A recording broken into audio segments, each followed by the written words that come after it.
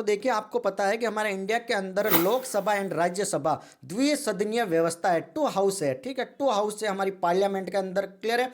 तो फर्स्ट है that is Lok Sabha and second one that is Rajya Sabha, यहां तक क्लियर है। Rajya Sabha that is upper house और लोकसभा को बोलते हैं दैट इज लोअर हाउस, जिसको निचला सदन बोलते हैं, क्लियर है।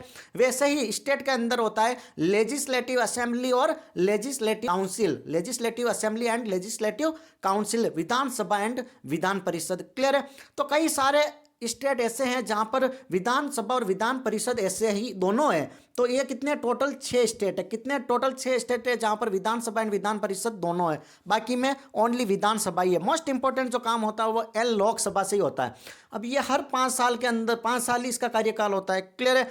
अब जो लोकसभा होती है इसको अस्थाई सदन बोलते हैं, नॉट परमानेंट, टेम्पररी हाउस बोलते हैं। और जो राज्यसभा होता है इसको हम बोलते हैं दैट इज स्थायी सदन, परमानेंट हाउस, क्लियर है। Okay, now come lower house होता है लोकसभा, एल से लोअर हाउस, और इसका काम क्या होता है टू मेक्स अ लॉ बनाना, कानून बनाने की प्रक्रिया होती है दैट इज इन लोकसभा, ठीक है। दोनों में होता है लेकिन मोस्ट इंपोर्टेंट काम क्या है that is Lok Sabha, to makes a law. Second कह रहा है कि लोकसभा में सीट कितनी होती है, तो टोटल नंबर ऑफ सीट्स होती है दैट इज 550 प्लस 2 552, 552 सीटें हुआ करती थी। लेकिन ये जो 2 पद है वो एंग्लो इंडिया के पद होते थे और इनको राष्ट्रपति के द्वारा मनोनीत किया जाता था, that is choose by president, राष्ट्रपति के द्वारा किया जाता है।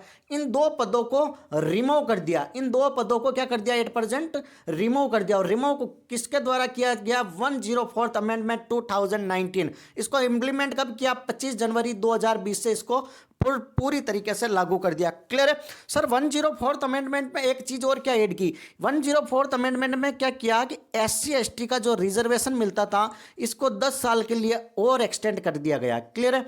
10 साल के लिए जो बाबा साहब ने दिया, ऐसे नहीं कहा कि लाइफ टाइम मेरा इनको रिजर्वेशन देते रहना, इन्होंने कहा था कि सिर्फ 10 साल के लिए, इन्होंने फिर एक्सटेंड कर दिया। ये राजनीति का खेल चलता रहेगा, चलो अपना इस पर बात नहीं करते। तो 2 पद ये हट गए तो 8% कितने हैं पद, क्वेश्चन आ जाए तो टोटल 550, 550 पद है that is in Lok Sabha, clear है। प्रेजेंट टाइम में कितने अंदर है तो टोटल कितनी सीट ऑक्यूपाई कर रखी है 543, 543।